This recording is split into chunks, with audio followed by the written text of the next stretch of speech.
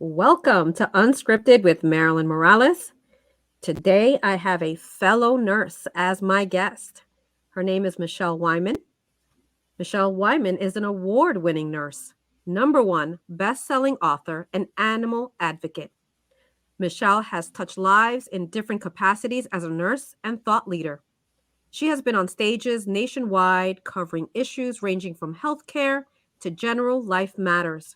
When Michelle is not leading, treating, and inspiring the world, she enjoys hanging out with her husband and playing with their five dogs.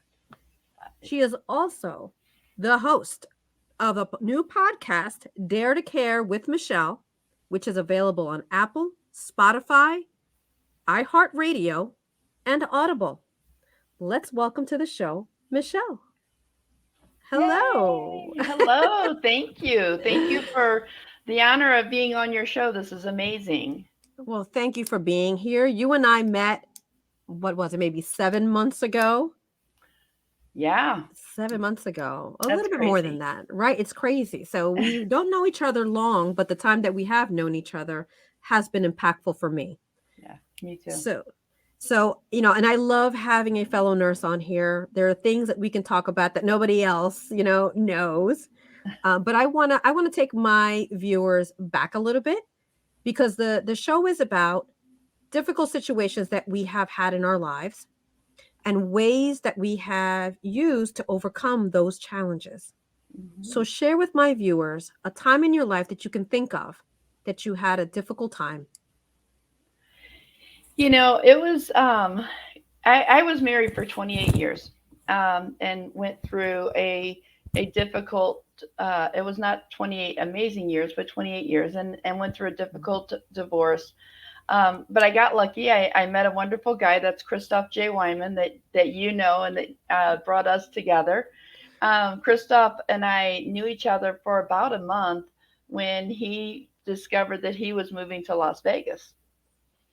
Right. Well, I already liked this guy, but now I've got to make a decision to leave my family from St. Louis, Missouri. People don't leave St. Louis. People stay in St. Louis forever. I lived in the same subdivision with my mom, my grandma, my uncle, my aunt, me, and my kids. We're all in the same Wow. subdivision, and I'm making the decision to leave that and go to Las Vegas, where I knew no one. Once I got to Las Vegas, and I accepted a job in ICU. When we were in ICU, there was all kinds of fun stuff. There was stuff like I was 1,600 miles away from home. I was in a different hospital, a different area of the hospital. I was married to, or not married yet, but living with this guy that I had known for like a couple months, literally. And I got there, and I found that there was nurse bullying going on. There were they would like literally sit at the lunch table with me and speak their language, but look at me. They all spoke English, but so I had to find my way through that. It was difficult to say the least. It was a difficult time. Right. Right. So, Um, Michelle, share with me though, how were you able to deal with that situation where, and I mean, it doesn't just happen in the nursing realm, right? But it's a right. little bit more difficult because we have to work together. We are dealing with life and death Yes. situations. And where in the hospital were you working? In what And area? critical care, ICU. Critical care, Yeah. right? So Yeah. we're a critical care unit, and the people that we work with, we really have to rely on one another in order to Mhm. save lives and maintain and really work together. So it's really critical that Yes. we get along, right? Yes. So Yes. how did you address that was happening to you? At one point, and Christoph left for a weekend, and it was one of my really bad weekends. He went to a conference, and I've always sworn that if I came to our relationship with two dogs, now we have five. I came to the I have five. relationship with two dogs. Had I have only had one dog, I would have gone home. I Hmm. But you can't take two dogs on a flight. Oh wow. So you felt that you would have gone home based on what was happening at the hospital. Yeah, yeah. So I didn't know what to do, and I did all my research. I'm trying to figure out how do I friend these people. It was Filipinos, and they all spoke Tagalog, and I have, Christoph at one time was married to a Filipino. He was in the Philippines as a missionary. So I'm like, how do I communicate with them? And Right. there was just nothing. Everything I did, just got turned around on me. I finally decided one day, okay, I'm done. I took my headphones to work and a book, and I sat in the break room to eat my lunch, but I sat there with my headphones in, and they like asked me a question, and I went, Hmm. hold on, took my earphone out. I'm sorry, what? And how many kids do you have? Hmm. Three. Headphones back in. Hmm. Yeah. And then they another one asked me another question. I said, take my headphones out. I'm sorry, what did you say? Mm-hmm. uh, Right. I just showed them they're not going to get rid of me. They're not going to be able to bully me. They're not going to do that. And I was able to work my way through it, but not all the nurses were. At one point, there was a code blue. This is somebody, we're doing CPR on somebody. And Right. it was me and one other white nurse, and the other nurses in the unit were Filipino. They did not come to help. They let Wow.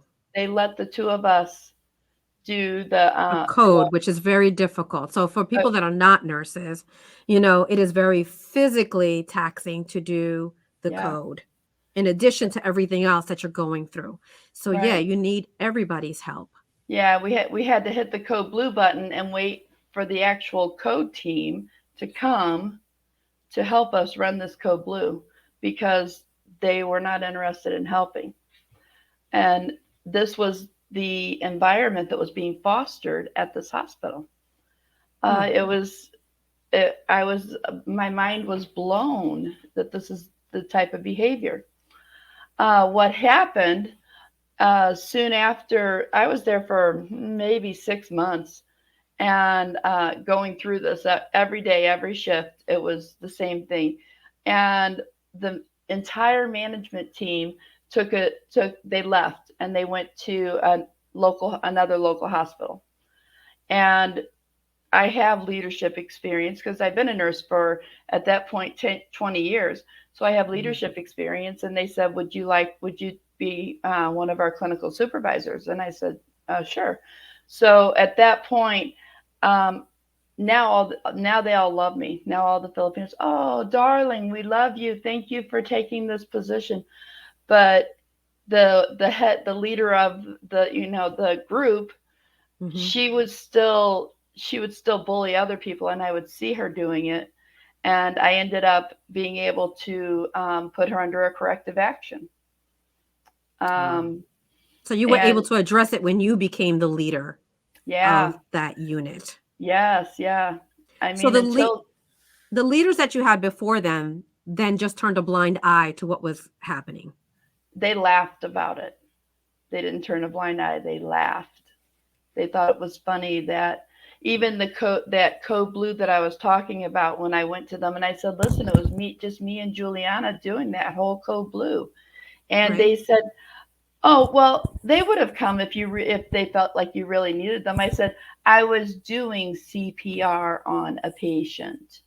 Right. But the bullying, it's not just Filipinos that do bullying. It's everyone. But it's so difficult. Like I said, I'm going to a new job. I don't New job, 1,600 miles from home, and I don't speak the language in my own country. you know Right. Right. and it was so taxing.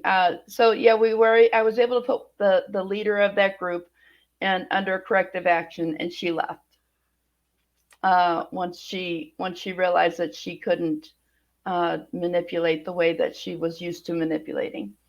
After she left, I don't want to say the others fell in line because that sounds so mean, Right. but they stopped the behavior. The behavior stopped. And And what I think that goes with bullying, right? If you're a child and there's bullying, there's always what we call a ringleader. There's always Yes, someone who has the charisma or whatever it is to be able to convince others to behave in a manner that they wouldn't otherwise, right? Yes.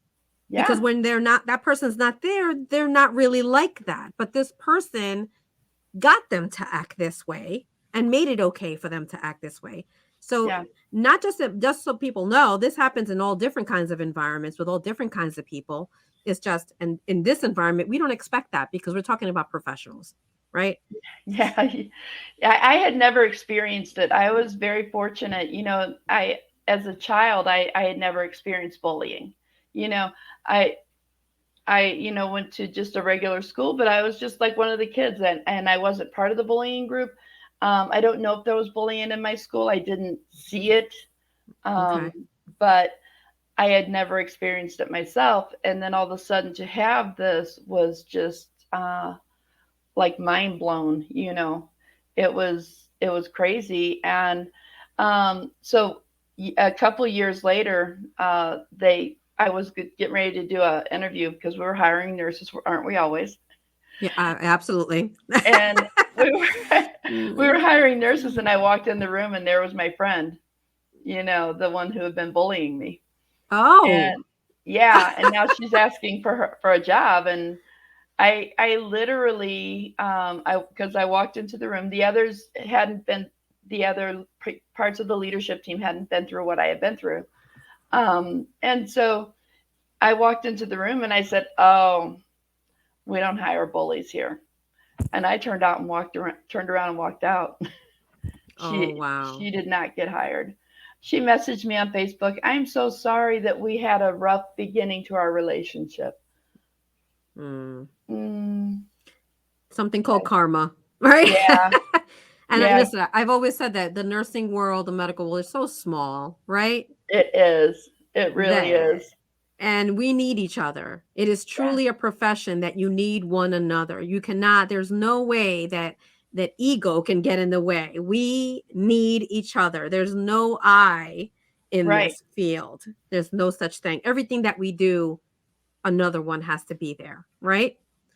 It's so crucial, and that's in any, it doesn't matter what, like you said, what field you're in. It having a good team with you is so crucial. You think about, like, if you go to the grocery store, that clerk, you'll see a clerk, and they've got like a line, and they're checking people out, and the person's got 500 pieces of grocery, and you'll see a bagger just standing there not helping them, because Yeah. it's all, we've all got to be a part of a team. And this whole human world, that's where I came into Dare to Care. I want people to care about each other, and take care of each other. Yeah, so talk to me about Dare to Care. So you say, what exactly was that moment when you said, I have to do something like Dare to Care? Talk to me about that. Dare to Care, I've always wanted to write a book. Marilyn, you've been a nurse for as long as I have. Right. We've been through a lot of stuff, good Hmm. and bad. We've seen 100% of the best of people, and the worst of people both. And Right. I always wanted to write a book, and call it "You Can't Make This SHIT Up."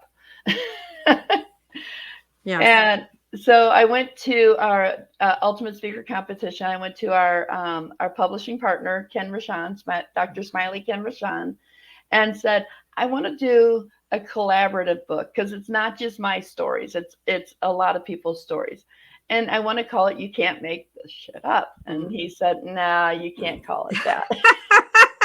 Even though we know that's what I that's was what it is. like, "It's a great title. I don't know what you're talking about." He said, "No, Michelle, let's come up with another title." Okay. So he called me one day, and he said, "I've got your title, and it is sexy." And I said, "Okay, well, what is it?" And he said, "It's Dare to Care."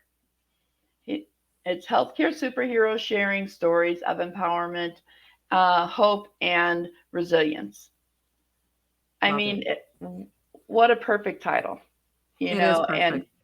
I couldn't ask for anything more, especially after the last few years, us having hope and inspiration. I mean, nurses are all that some of our patients have when it comes to hope and inspiration and resilience. And so it was perfect. And I jumped right on it. I said, absolutely. as I was creating the book and getting authors together, and the book is, my goal is to have it out my birthday, May 31st is my goal, my target launch day. But as I was getting my authors together, I thought about it and I thought, this is more than a book, because not everybody's going to pick up a book. There are people who don't read, and I want to reach more people, and that's why I can't. That's how I decided I was going to have the Dare to Care podcast, Dare to Care with Michelle podcast. So Right. it's been. I've had amazing people on there. I had a person who is not a nurse, but she has had a lot of loss through suicide, Mm. and she is let's see, a grief counselor for suicide loss. Wow. She's not a nurse, so she wouldn't go in my book. So I'm reaching more people. I am reaching out to a conscious positivity specialist, and then I've got a nurse on there who is um, has cerebral palsy, and all of her challenges growing up as a child with it. But then, can you imagine, Marilyn? You know how hard, physically hard that is on our body, having Right. a physical disability. Right.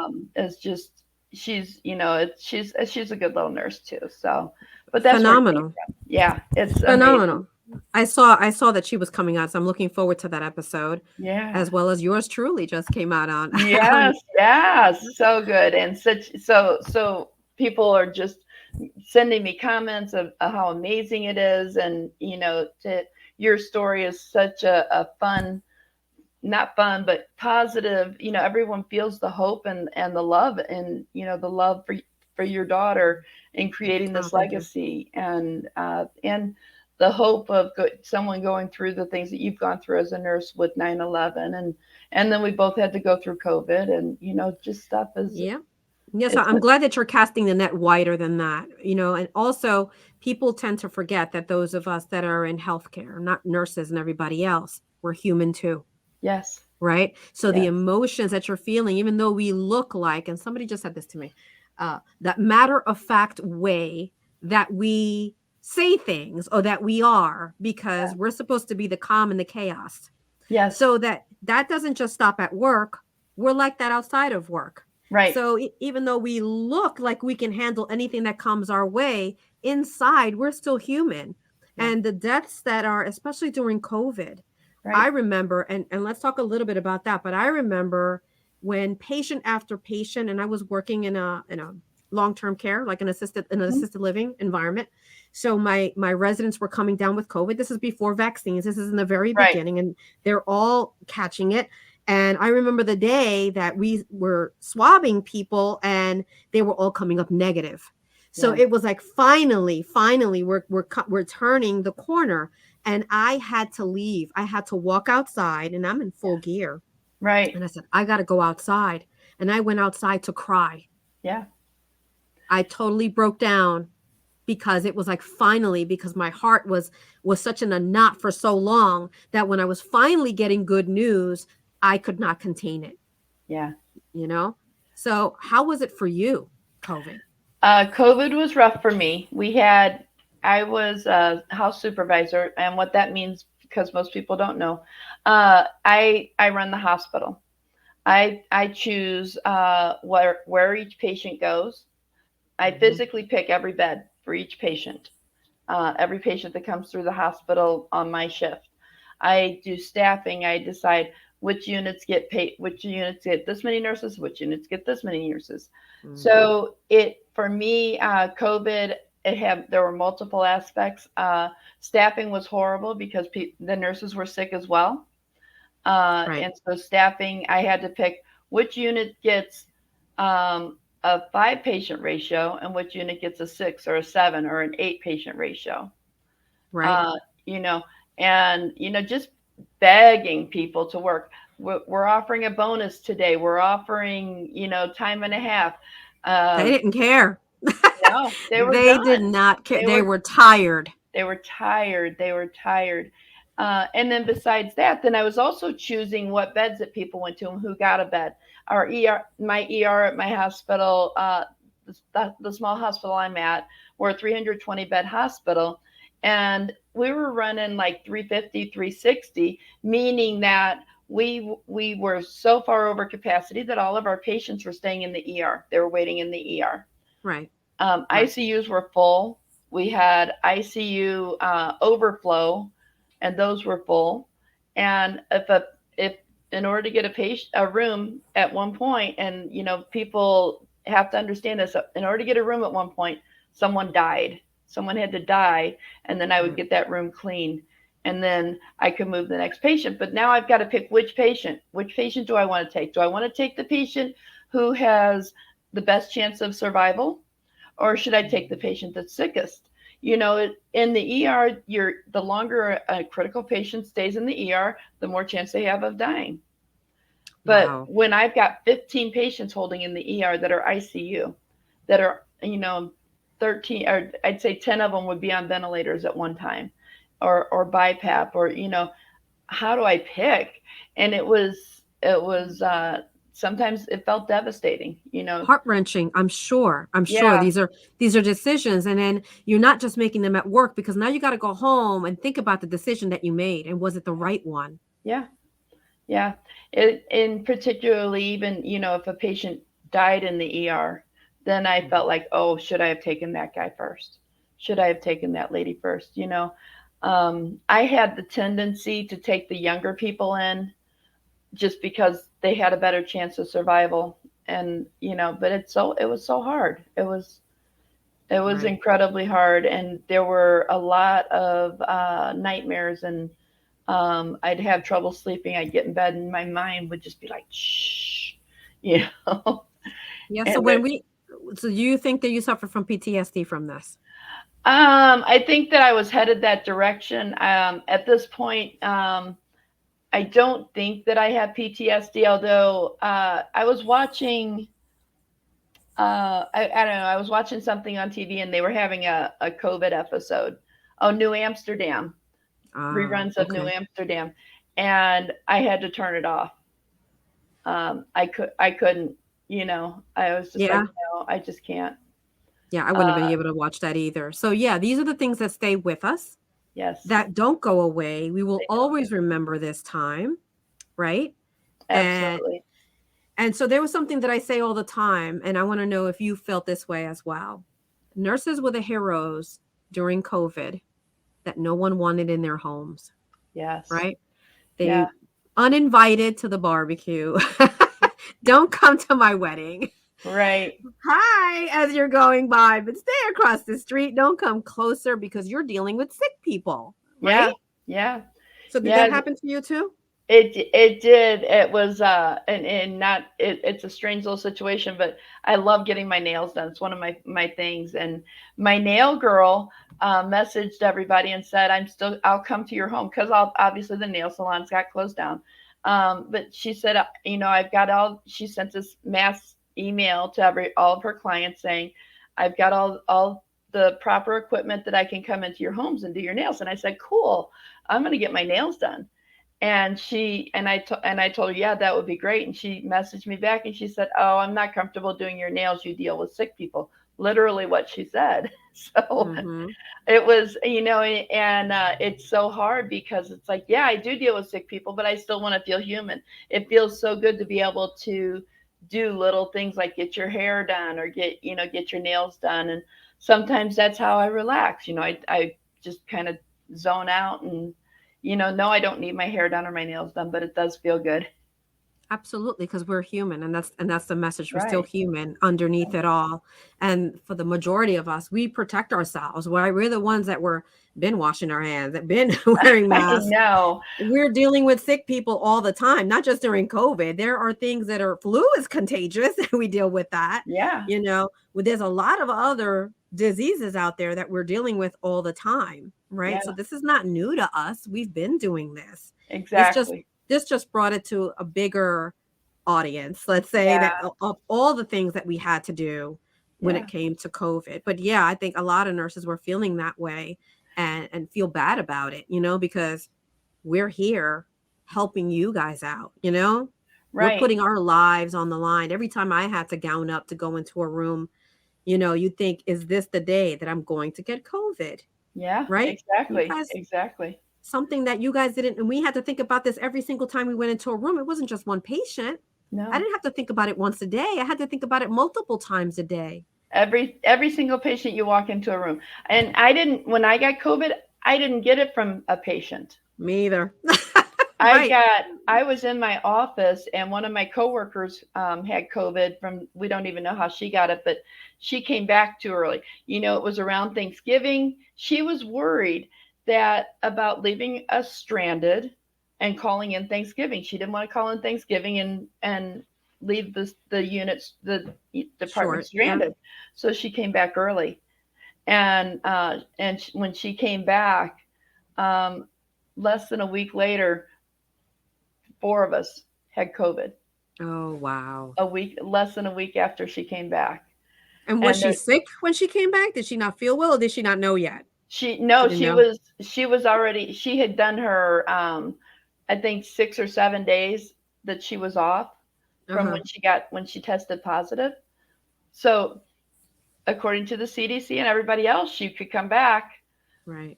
But like I said, literally less than a week later, four of us got it in the office. So, it Yeah, and kind you were of, just in an office. You weren't with a patient. Right. right, right. Right. See, we just don't know. There's so much that we don't know. So we can't blame this person or that person. Like, I No. caught it from a family member, right? I caught Oh, it from a family member who thought that they just had allergies, and it turned out yeah. it wasn't. Yeah, But it was obviously because I was unprotected around them for a certain right. amount of period. But it Yeah. wasn't at my place of work. It was outside of that, which is why I tell people you have more risk of catching it, Yep. going to the store and doing the things that you guys are doing than talking Yep. to me, right? You're a No, higher yeah, risk you're doing that. seriously, seriously. Yeah, Totally. I talk about this time my daughter went to a gas station and somebody was actually started threatening her. My daughter's also in healthcare. She had scrubs on. They threatened her because she Wow. was getting gas. You're part of the problem. She is in the belly of the beast. She's working in the ER, in the emergency department, and she needs to get gas to be able to go back and forth to save lives. Right. And Right. she and her husband both did get COVID, and he ended up in the hospital, and he was in the step down unit. He was just a breath away from ICU. She drove. In Wow. fact, he had COVID. They had COVID, and she said, I call them all the time because just to make sure they were doing okay. And she called me and she said, "Mom, Kyle's not doing well. I'm taking him to the hospital." And I said, "What's going on?" Well, we're nurses. We have pulse ox, so we check. She checked his oxygen level, and his oxygen level was in the 70s.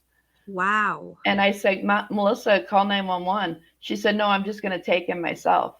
And she she threw him in her car, and I mean, it probably was just as fast, to be honest, because she lives so close to the hospital. But I'm like, Mm. okay, what would you have done if he would have quit breathing? She said, I would have drove faster.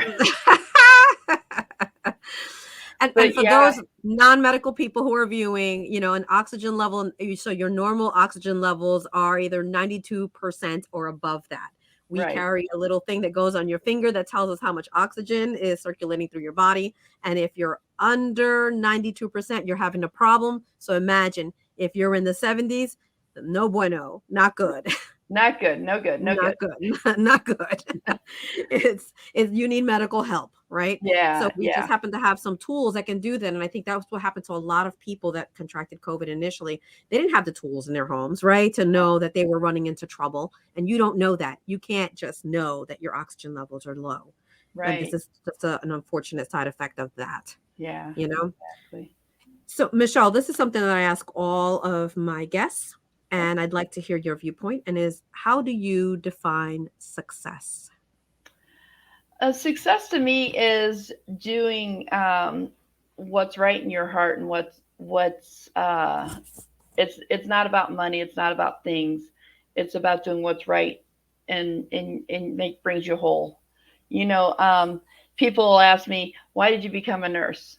Mhm. Because to me, being successful at this point is the fact that I'm a nurse, right? Why'd you Right. become a nurse? And I tell them, I never had a choice. I was always a nurse. I was the little girl. I've got here. This is my poor little doll that I had. She's 50 years old, so please don't make Oh, fun of her. wow. This is Tender Love, Wow. That's and amazing. Tender 50 Love years. has like boo boo. See her boo boo on her Boo thumb. boo, yes. Yeah, and she's got, you can't see it on this camera, but she's got holes in her legs.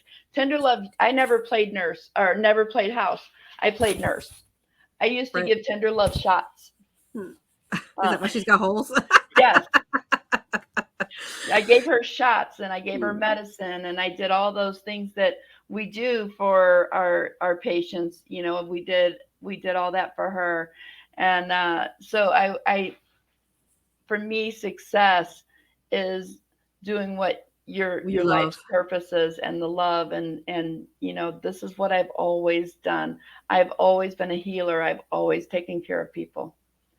Amazing. And And thank you for that. oh, With some of the nurses, it's a profession, and right, for some of us, it's a vocation. It's yes, something that we always knew that we would be doing, and we love doing it. I call it a calling.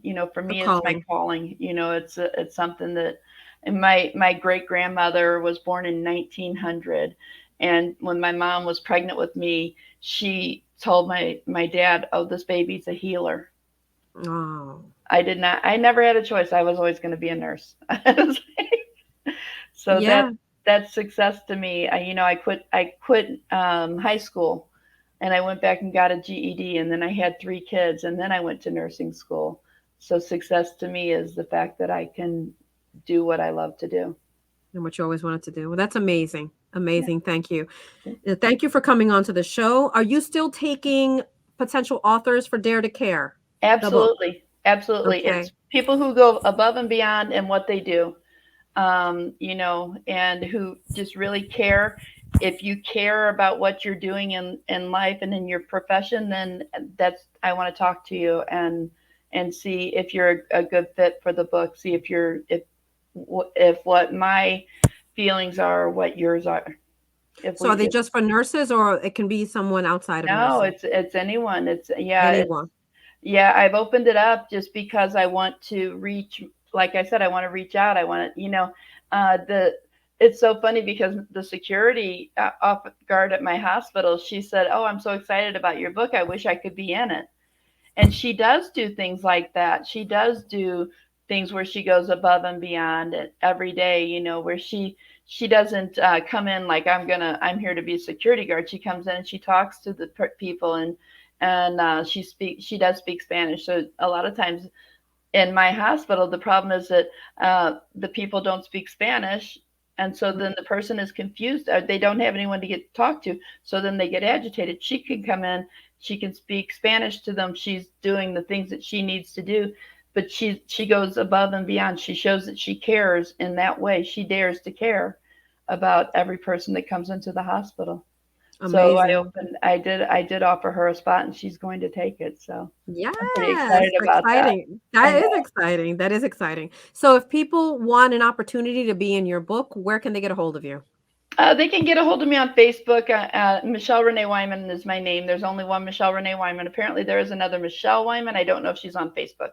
I just found that out last night. One of Christoph's cousins is married to a Michelle. So, Oh, okay. but also on my website, MichelleReneeWeihman.com. It's scrolling here.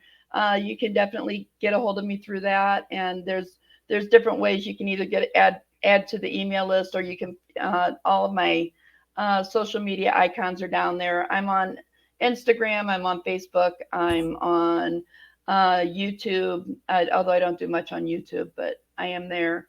I pop up here and there, so yeah, they can reach Awesome. out to me anywhere that they see me and say, "Hey, I saw you on Marilyn's show." Right? So, absolutely. And I'll get a discount. This guy. Yeah, absolutely, So make sure you mention you saw her on my show. absolutely. So definitely reach out, and also your show, Dare to Care with Michelle. absolutely available on all different platforms. Yeah, and Watch. it will also be available on Everyday Woman TV, Nice. which so it'll actually be on TV as well. It's a streaming platform. They're on 13 different streaming platforms, Roku and Apple TV and all. I don't know which other ones, but um, Awesome. And when does yeah, that begin? When can they catch you on that? that will begin sometime this month, sometime in March. It'll be on. I get 4 episodes a month Nice. that'll be on. You actually are going to be the first one. So Yay! So all yeah, my friends, you guys have to watch it. All right. absolutely, absolutely. It's and get to see two old nurses talking. Absolutely. Just like you did right now. So so again, thank you very much. You Thank you. guys have a good night and I will see you next time. Hi, everybody. My name is Gabrielle Morales, and I am a recruitment coordinator for Be the Match. My journey with Be the Match actually began when I was only 9 years old. At that point, my 7-month-old baby sister was diagnosed with an extremely rare form of leukemia. Through the Be the Match registry, we were able to find a matching donor for my sister. And although a few months later we lost her, her cancer was cured. Our family is so thankful for the additional months that we had with my sister. And ever since then, I've made a promise to myself to dedicate my life to helping children just like Isabella and helping families like ours by continuing her legacy. Hence why I now work for Be the Match. I love what I do so much, and I'm able to spread awareness about the huge need for more donors on the registry, especially those of diverse backgrounds. There is currently a huge disparity within the registry for minority patients, and we need your help. It is so simple to save a life and to be put on the registry. You can visit izzy'slegacy.com or text Izzy's Legacy to the number 61474 to start the registration process to be on the Be the Match registry, to hopefully be a life-saving match for a searching patient in need.